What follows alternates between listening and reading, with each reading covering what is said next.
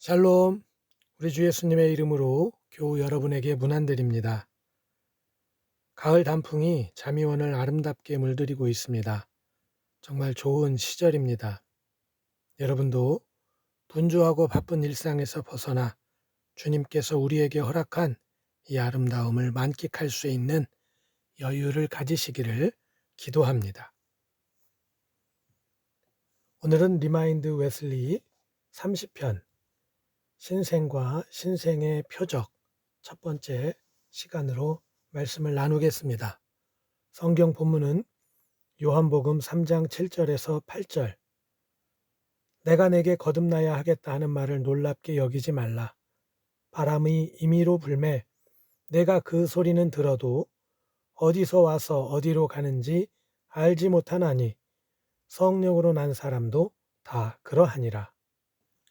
오늘 리마인드 웨슬리의 말씀은 요한 웨슬리 목사님께서 신생과 또 신생의 표적들이라는 설교로 하신 말씀을 종합해서 이번 주와 다음 주에 말씀을 나누어서 전하도록 하겠습니다. 당신은 구원을 받았습니까? 이 질문은 그리스도인들에게 중요한 질문일까요? 조금 황당하십니까? 그런데 이단 신천지가 포교를 하면서 이 질문을 적극적으로 사용한다고 합니다.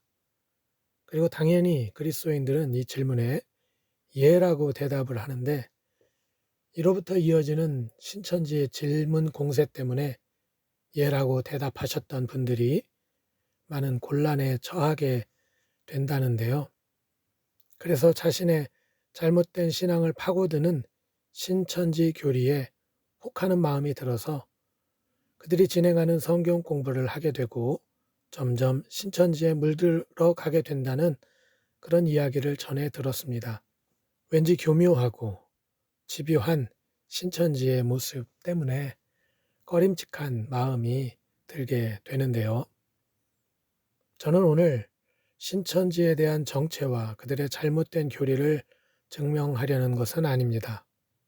다만 그리스도인들에게 중요한 질문, 당신은 구원을 받았습니까? 라는 질문을 통해서 신앙생활의 본질을 나누고 싶기 때문입니다. 아주 오랜 과거에는 세례와 거듭남, 즉 신생을 동일하게 생각했다고 합니다. 그러니까 세례를 받으면 구원을 받고 하나님의 자녀로서 다시 태어난 것으로 믿었다는 의미입니다.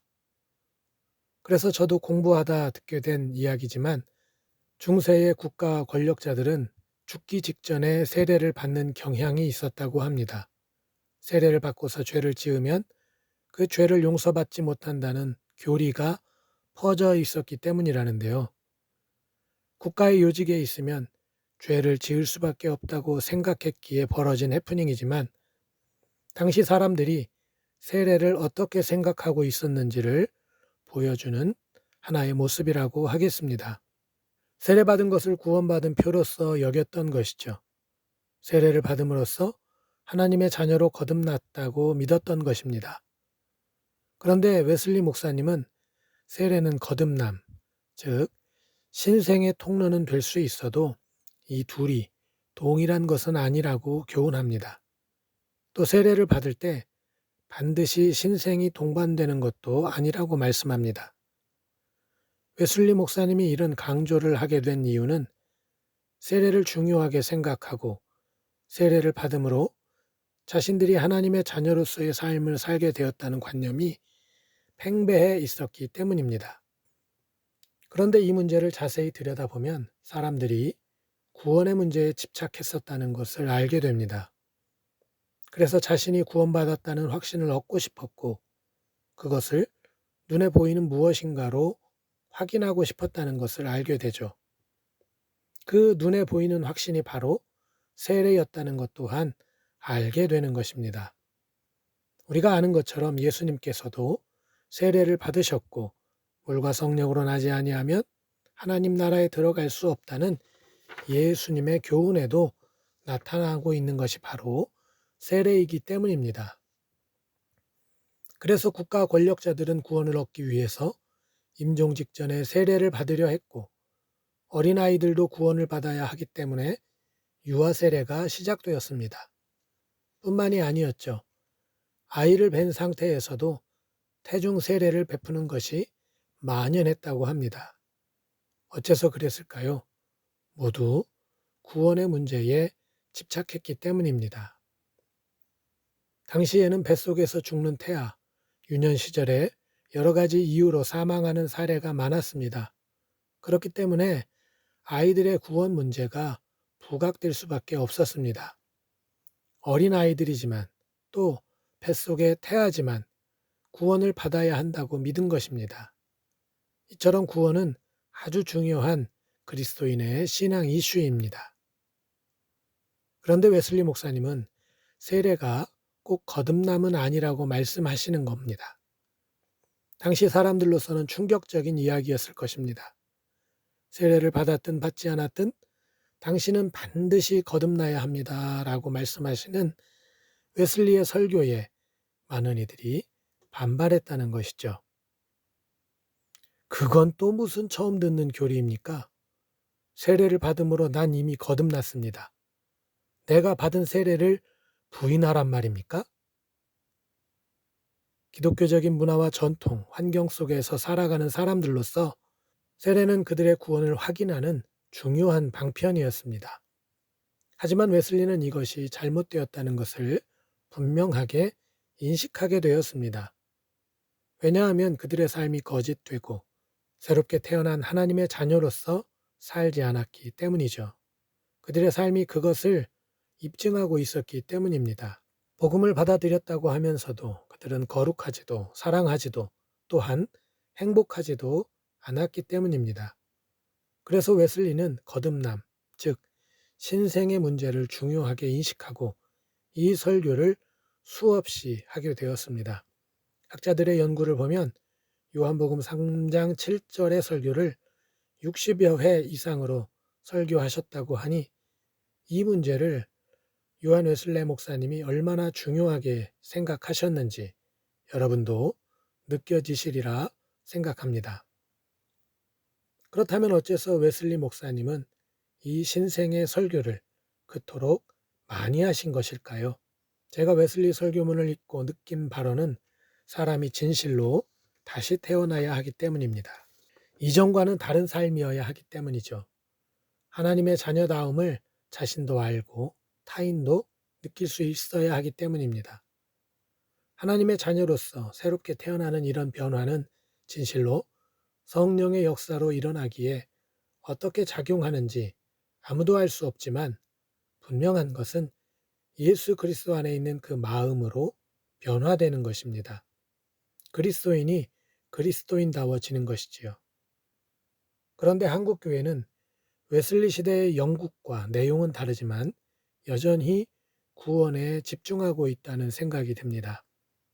그래서 우리나라의 그리스도인들은 교회에 다니면 구원을 받은 것으로 생각합니다.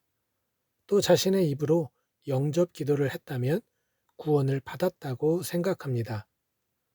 그러나 이런 일들은 하나님의 은혜 안으로 들어가는 수단일 뿐입니다. 교회에 다니는 것이 주님을 영접한 기도가 거듭남을 확증하는 것이 아니라는 말이죠. 지난 시간에도 잠시 나눈 이야기지만 서구 중세 시대는 기독교 사회였음에도 불구하고 세상이 암흑 시대였다고 합니다. 오늘 우리나라는 천만에 육박하는 교회 교인이 있음에도 불구하고 기독교의 선한 영향력이 사그라들고 있습니다. 저는 웨슬리 목사님의 신생의 메시지가 바로 이 부분에 집중하고 있다고 믿습니다. 그리스도인으로서 거듭남이 없었기 때문입니다. 그런데 저만의 생각인지는 모르겠지만 그리스도인들이 웬일인지 신생을 두려워하는 것 같습니다. 교회의 교인이 되었기 때문에 이미 거듭났다고 믿고 싶은 것 같습니다. 신생이 실제적인 것이 아니라 하나님께서 임의로 부여해 주신 자격처럼 생각하는 것이지요. 그래 아무개야, 넌 이제 내 자녀야. 그렇지. 나의 교훈을 지켜가면서 살아가는 게 쉽지는 않겠지. 그래. 그래도 잘하고 있어. 그렇게 교회를 다니다 보면 언젠가 좀 더 나아지지 않겠니? 그래도 그렇게 교회 생활하면서 내가 베푼 은혜에 감사하고 나의 이름을 찬양하는 것만으로도 충분히 구원을 누릴 자격이 있단다. 아무개야.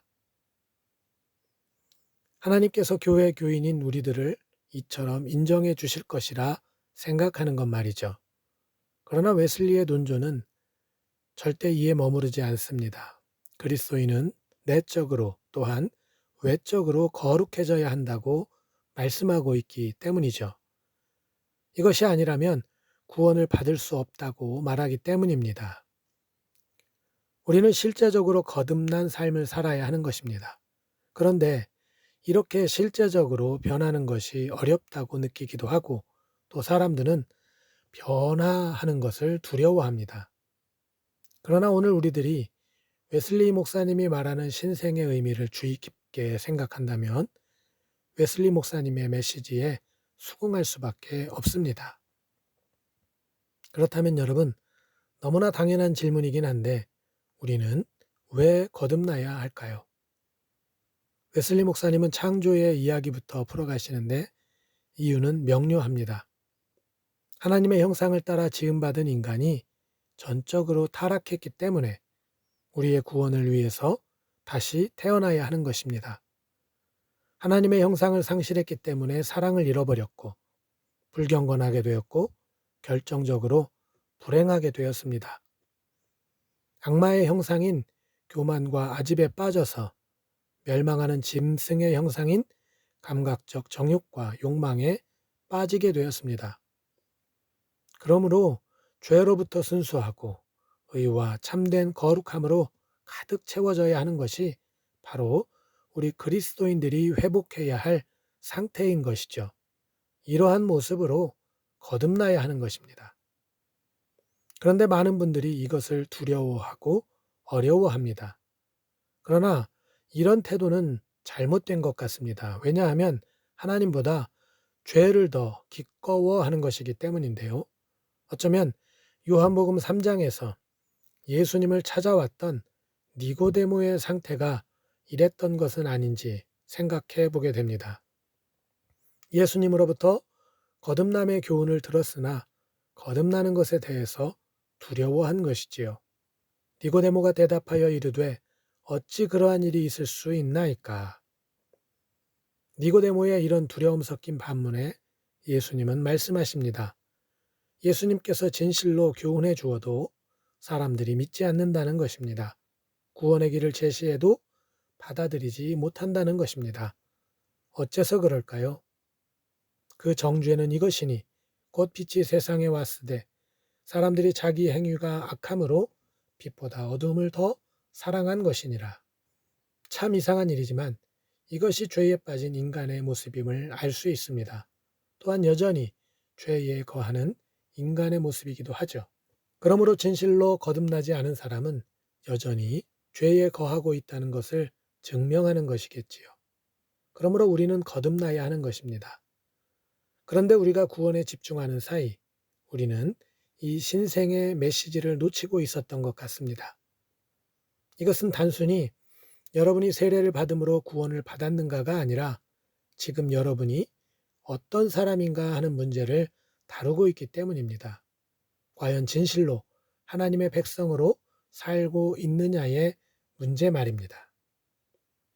그런데 이런 의문이 들 수도 있을 것 같습니다. 우리 모두는 죄인인데 또 죄를 짓지 않고 살 수도 없는데 우리가 어떻게 거듭난단 말입니까? 하는 의문 말이죠. 그러나 분명히 말씀드릴 수 있는 것은 죄인인 우리가 의롭다 칭함을 받는 것은 전적인 하나님의 은혜입니다. 우리가 죄인임을 알고 주님께 회개함으로 아뢰며 주님을 나의 구주로 영접할 때 하나님께서는 우리를 의롭다 인정해 주십니다. 그리고 이러한 은혜가 우리 안에 진실로 이루어지면 우리는 하나님의 자녀로 거듭나게 되는 것이지요. 물론 이후의 과정, 즉 하나님의 자녀로서 거듭난 삶을 성령의 역사라고 우리가 뭉뚱그려서 설명할 수도 있지만 오늘 우리 삶의 주체로서 거듭난 삶을 살게 되는 이유와 과정 또한 우리가 분명하게 고백할 수 있는 것입니다. 이제 하나님의 자녀로 거듭난 자는 죄가 앞에 있어도 죄를 짓지 않습니다. 어째서 그럴까요? 죄이기 때문입니다. 이것이 진실로 악한 것임을 알기 때문입니다. 그리고 혹 죄를 지어도 그는 죄를 지은 것으로 큰 고통을 느끼게 됩니다. 죄에 대해서 무감각할 수가 없기 때문입니다. 그리고 하나님 앞에 진실로 회개하게 되죠. 그리고 이렇게 거듭난 사람은 죄를 미워하고 하나님께서 기뻐하는 것을 즐거워하게 됩니다. 그러므로 교우 여러분, 주님의 이름으로 거듭난 자가 어찌 죄 가운데 사는 것을 즐거워하겠습니까? 또 이런 거듭난 자의 삶의 모습이 어찌 드러나지 않겠습니까? 점점 죄에서 멀어짐으로 어찌 선한 영향력을 끼치지 않겠습니까? 아주 소소한 삶의 모습 가운데 또 어떤 이에게는 세상에 선한 영향력을 끼침으로 빛과 소금의 사명을 어찌 담당하지 않겠습니까? 사랑하는 교우 여러분, 사람들이 잘 꺾이지 않는 부분이 있습니다. 그 중에 하나는 자아입니다. 그래서 사람은 잘 변하지 않는다는 말이 나옵니다. 우리가 이 사실을 너무 잘 알고 있습니다. 진실로 사람은 잘 변하지 않습니다. 그러나 진실로 하나님의 자녀가 된 사람, 그리스도 예수님을 나의 구주로 영접한 사람, 성령의 내주 인도하심을 받은 사람은 변합니다. 하나님께서 변하게도 하시지만 하나님의 자녀가 된 당사자도 변할 수밖에 없음을 압니다. 변해야 한다는 것을 느낍니다. 죄와 함께할 수 없음을 알게 되었기 때문이죠. 그런데 이런 생각이 듭니다. 복음을 전할 때 많은 이들이 구원을 전하는 데까지는 관심을 두지만 그들이 진실로 하나님의 자녀가 되는 것에는 소극적으로 변하는구나 하는 생각 말이죠. 복음을 전하고 예수님을 영접하는 것까지는 좋은데 그 이후 사람이 변해야 한다는 점을 가르치는 것은 어렵게 느끼는 것입니다. 나도 안 변하면서 상대는 변하라고 하는 것이 어색합니다. 또 이런 메시지는 사람을 어렵고 힘들게 만들 것이라고 지레 겁을 먹기도 합니다. 그러나 우리는 거듭남을 전해야 합니다. 죄에서 죽고 생명으로 거듭난 자로 살아가야 하는 것을 말이죠. 그리고 새로 태어났으면 날마다 의의 장성한 분량으로 성장해 나아가야 한다고 강조해야 합니다. 이것이 오히려 우리로 하여금 진정한 행복을 느끼게 하기 때문입니다. 사랑하는 교우 여러분, 우리는 여전히 죄의 한 발을 담그고 하나님의 자녀로 살아갈 수 없습니다. 이러한 삶은 오히려 신앙적 혼란과 영적 고통만 더할 뿐입니다. 그러므로 어서 속히 한쪽을 정리해야 합니다. 그 정리 대상은 죄에 속한 부분이어야 합니다. 죄가 우리와 함께 있는 것을 두려워해야 하는 것입니다. 이제 다음 시간에 신생의 표적에 관한 말씀을 더 나누도록 하고 오늘은 다시 태어나야 합니다라고 간곡하게 당부하시는 웨슬리 목사님의 기도로 말씀을 마치도록 하겠습니다. 주여, 당신의 모든 복 위에 이 신생의 은총을 더하소서. 저로 다시 태어나게 하옵소서. 성령으로 태어나고 하나님의 자녀로 받아들여지게 하소서. 하나님의 말씀에 의해 제가 썩을 씨가 아니라 썩지 않을 씨로부터 태어나게 하소서. 그런 후 우리 주 예수 그리스도의 은혜와 지식 안에서 매일 자라게 하소서. 아멘.